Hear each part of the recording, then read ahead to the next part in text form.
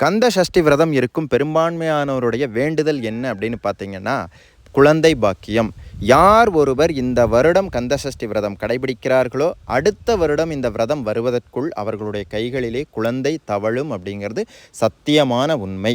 48 நாட்கள் தொடர்ந்து உடலும் மனமும் தூய்மையும் கட்டுப்பாடும் கொண்டு இந்த விரதத்தை கடைபிடித்தால் நிச்சயமாக அடுத்த வருடம் வருவதற்குள் அவர்களுக்கு முருகனருளால் குழந்தை பாக்கியம் கிடைக்கும். அப்படிப்பட்ட இந்த மகா விரதத்துடைய பலனை கைமேல் நமக்கு பெற்றுத் தருவதற்கு அருணகிரிநாத சுவாமிகள் அருளிய ஒரு திருப்புகழ் பாடல் இருக்கிறது.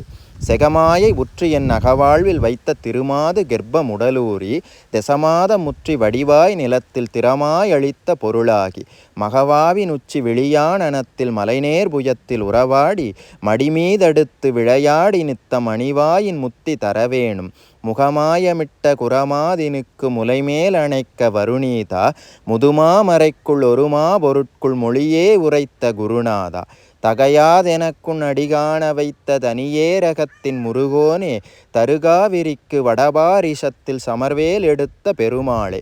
ஒரு மண்டல விரதமானாலும் சரி, அரை மண்டல விரதமானாலும் சரி, அல்லது 6 நாட்கள் விரதமானாலும் சரி, விரத காலத்தில் தொடர்ந்து இந்த பாடலை நீங்கள் பாராயணம் பண்ணிட்டு வரும் பொழுது நிச்சயமாக அடுத்த ஆண்டுக்குள்ளே உங்களுக்கு குழந்தை பாக்கியம் கிடைக்கும்.